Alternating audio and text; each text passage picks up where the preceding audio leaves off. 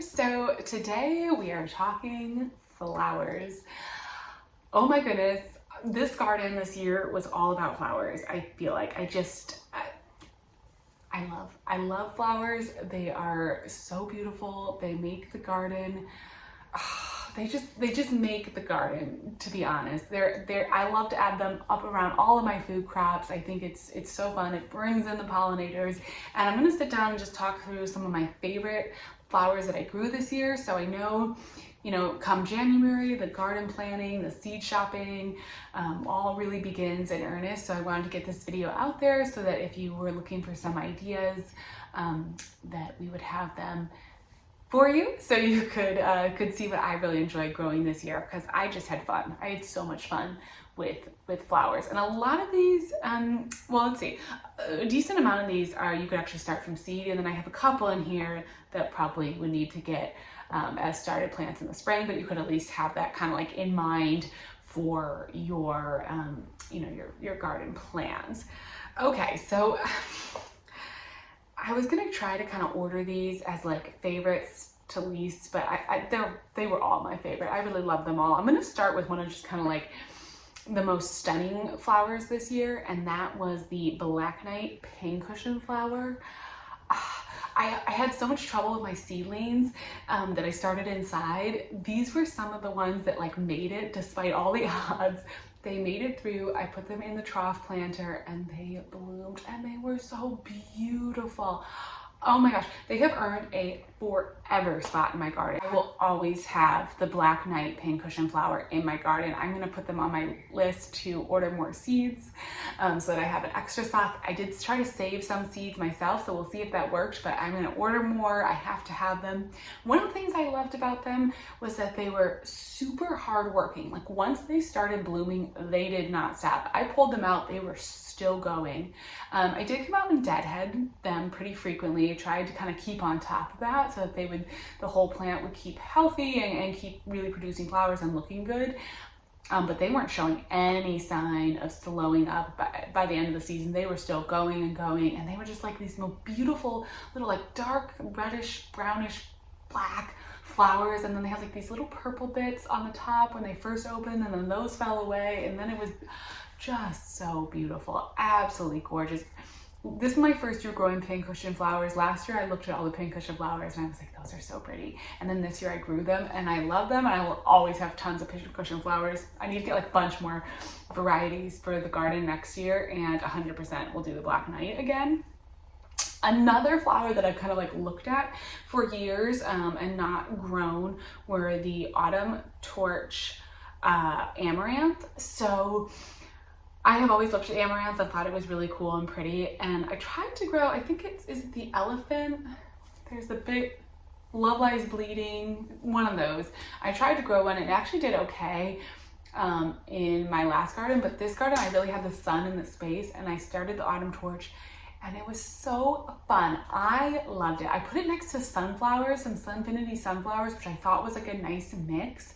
They looked really pretty next to each other, and they were just so beautiful. So I did get mine from a started plant, but I saved a bunch of seeds, and I even planted some of the seeds that I saved this year, and they came up and grew beautifully. So I think amaranth is one of those things, like once you have it in your garden, you got it forever. You don't need to worry. And I'm just gonna plant a bunch more. I may try some other varieties of amaranth, but I liked the autumn torch. It was nice to have something that was kind of that like rusty brownish kind of like color. Not everybody that visited my garden like loved it, but I thought it was really pretty. Looks maybe like slightly dead, but I don't think so. Every so often there's certain plants that like kind of don't look, that like looks a little bit like maybe it's a dead flower, but I thought it was pretty. I thought it was a pretty color, and I think next to like the sunflowers, it was kind of autumnal and worked out beautifully. I also had, talking about sunflowers, okay, this is one of the best ones of the year, was the Evening Sunset sunflower, this beautiful branching red sunflower, like reddish, brownish, yellowish, orangish. Oh my gosh, so beautiful. It got huge, grew absolutely massive, branched all over, totally beautiful, kept blooming and blooming and blooming, and just was a star in the garden. After years of having a part shade garden, to be in a full sun space and to have a sunflower grow like that was like a full circle moment. That was so beautiful. Just, I mean, I love all sunflowers. I had a bunch of sunflowers in the garden this year. It was hard to like pick one sunflower that I liked the best, kind of like trying to pick one pincushion flower. But that one was just, it was just a stunner, so beautiful. I think I got the seeds from at MIgardener, I believe. Oh, just great.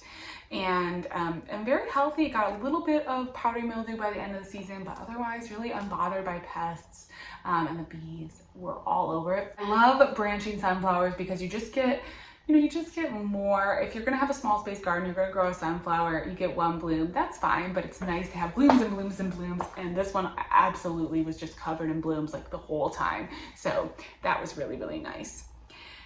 Then I'm gonna talk about zinnias. So I tried to pick like my #1 zinnia because I did do a few different kinds of zinnias. My Benares giants were beautiful. I loved them. My Oklahoma mix were beautiful.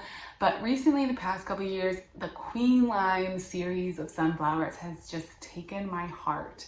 And I absolutely loved. The only seeds I had were the Queen Lime Red.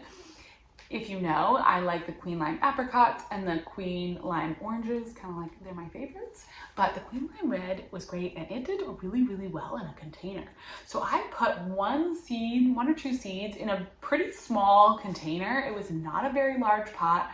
I just kind of threw it in there to like see what happened, and it grew. It had the most beautiful sort of like really branching habit. It really spread out and like took up the container. It just ended up being really good. And that was impressive. Sometimes zinnias, just with their growth habit, can be very just tall and sort of narrow. So in like a small container like that, it's like a little tricky. But this one, yeah, it just spread out, just filled out. Was so, oh my gosh, it was so beautiful. And anything in the Queen Lime series is so pretty because it kind of has like that like tinge and sort of like that rusty red color. Oh yeah, I love it. So Queen Lime Red, I would grow it again. It was beautiful, and if nothing else, for the fact of how well it did in that container. I mean, I've always grown zinnias in containers. I do love zinnias in a container garden, but that one especially, the growth habit on that was just fabulous. Then, so Apricot Lemonade Cosmos, I have to talk about that, kind of in the same like zinnia sort of family. Oh my gosh, the Apricot Lemonade Cosmos were absolutely stunning. I've looked at another one that I've like looked at for years and not really grown, but oh my gosh, when I finally bought some and I was like, I'm just, I've got full sun and like, let's just do it. I'm gonna plant them. They were beautiful. They're so dreamy. I don't even know if I can describe the way that the like pink and the yellow, like it's like a little unicorn. I mean, my world, I have 2 little girls, so my world is all unicorns and rainbows, but like it is like cotton candy unicorn, like, but in the best way. It is such a pretty flower. I'm still working out, like every garden's a little bit different with the color tones that I use, like the theme for the garden. So I don't know, like a lot of my flowers this year were really bright colors, very vibrant. So the Apricot Lemonade was like a little bit different. It was a little bit of a different kind of color. But that said, it was really, really, it was really pretty. And I still liked it. Even I had it next to some Oklahoma mixed zinnias, which had a very like, magenta kind of pink. So it was a little bit of a contrast, but I don't think you can totally go wrong with that beautiful, it kind of had a wild flowery kind of look. I think that's what I would describe. It's kind of wild flowery, really stunning. Cosmos are one that, at least in my mind, I don't think I think of them enough. I think I need to get more cosmos.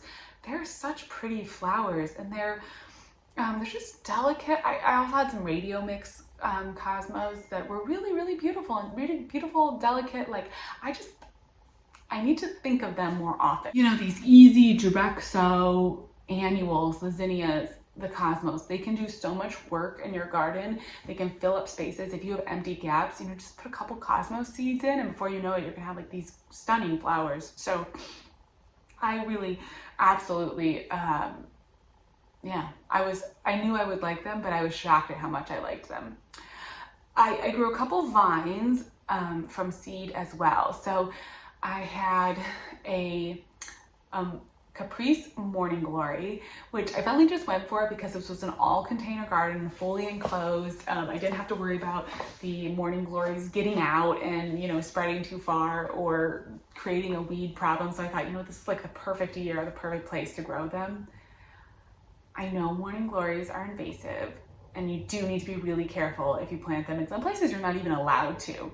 I had a commenter from, I think, Australia who said, like, you're not even allowed to grow Morning Glories there, and they can be incredibly invasive. I did have like some variety of Morning Glory infestation in one of my community garden plots that I had a few years back, and it was really hard to deal with. Really, really hard to deal with. They produce new flowers every day, so it's just tons and tons of flowers, and those go to seed, and they've got like the runner roots, and it's a lot.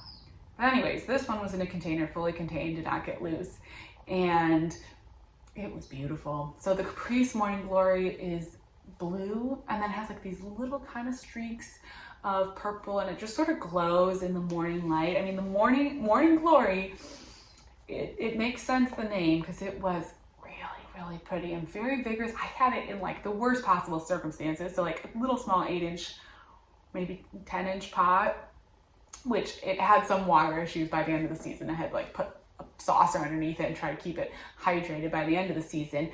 But it was beautiful, and it grew huge. I mean, it probably grew, oh gosh, I don't know, 5-6 feet at least, even from just like 1 or 2 seeds in that like little pot, and it grew, and it was beautiful. So if you have the right conditions for it, it is lovely, but definitely be careful with that one. The other vine that I grew that was so pretty, and I knew it was like, I grew all the things that I had bought on these like impulse buys that even before I had enough full sun to ever grow them. Like I put all these plants in this garden. And another one of those was the ruby, is it ruby red or ruby moon hyacinth bean vine. Stunning. You need to have, I always talk about how you need to have those color contrasts of different foliage colors, different tones. So beautiful kind of like darkish, reddish green foliage, and then the beautiful stalks. It was great on the arch trellis because the flower stalks kind of came off and came up. They created beautiful flowers, and then the flowers turn into these really pretty bean pods. It's not edible, it's a purely decorative bean, but it's gorgeous. It's really, really pretty. And I really, really liked that one. It was great. I actually had it in a pot, and then I set the pot in the raised bed. So then it rooted through the pot into the raised bed. But it was, yeah, it was a fun plant. And I mean, the flowers are really, really pretty. So they have these little like purplishy pinkish flowers that are gorgeous. But even after the flowers, I thought the bean pods were pretty. And I would have loved, if we could have been in this space longer, I would have loved to continue to have those bean vines like through the fall or even into the winter. I would be curious, I may have to do it again, like get another trellis and do it again in my next garden. And I would just love to see if you could keep the bean pod, you know, maybe take the foliage part off, but keep the bean pods and that stem on your arch trellis or something throughout the winter season. It would be really pretty if the snow landed on it. Like I just think it would be a really, really gorgeous kind of, yeah, like a gorgeous winter interest if it works. So I'm gonna have to test that out. It's definitely one that I will grow again. And the last flower that I wanted to talk about, another great from seed flower. Nasturtiums are always great from seed. I grew Alaska Mix and Dwarf Jewel Mix. Both were beautiful. I have to say it was a redemption moment for the Dwarf Jewel Mix for me.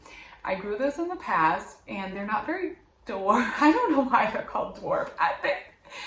For me, they always get huge, or I don't know, I have the wrong seeds in that packet or something, but they got huge. I grew them once and they got huge and took over an entire container, and I kind of was like, I don't know. But this year I knew like I had this old seed packet and I was like, all right, I'm just gonna like throw them in. I know they're gonna get huge, so it's fine. And I grew them next to that coleus. I talked about these a lot in my favorite containers of the year video. They were so pretty. They have a beautiful flower. I mean, oh my gosh, really, really pretty. And then the Alaska nasturtiums are gorgeous too. So both of those are probably on my favorite flowers list. I mean, if you're seed shopping, just throw some nasturtium seeds in your cart because, oh, so beautiful. Just gorgeous, gorgeous flowers. The Alaska's fun because it's variegated, but the dwarf jewel mix is really pretty flower, really stunning color variation. And so I really, really liked that. I think that's all of my favorite flowers right now. Now I'm like thinking, did I miss anything? I had some flowers that I got from started plants, but I think this video is just going to be all about from seed flowers, since I know everyone's seed shopping right now. The plants that I got that were like started plants that I did really like, I'll just put a couple of them in. So I really liked, I got Mystic Spire Salvia. That was my favorite salvia, a really big, full, like kind of classic variety. It's been around for a long time. Really big, full, long bloom stalks. Bloomed really well. I cut back, it produced new bloom stalks. It was great. Dreamsicle Super Bells was like my favorite kind of like Calibrachoa petunia that I grew this year. It was just a really pretty kind of orange, like a nice subtly orange. It was great. Vermilior Kufia brought in so many hummingbirds to my garden that it has to get a spot because it was just great, and I absolutely love that too. So those are some started plants to maybe just like put on your list for like to buy at the garden center later in the spring. Well, anyways, that is just some of the favorite flowers. I did do a video too of some of my favorite vegetables that I grew this year, and hopefully soon I will be putting out videos of the new garden and the new house. I just wanted to film ahead some of these kind of like review videos so that while we're moving, if things were a little crazy, that I at least had something kind of to share the past garden with you. And then we'll start out the new year, hopefully with new garden things, which is going to be so fun. I am so excited to get started garden planning and all of that. All right, thank you so much for watching, and I will talk to you again soon.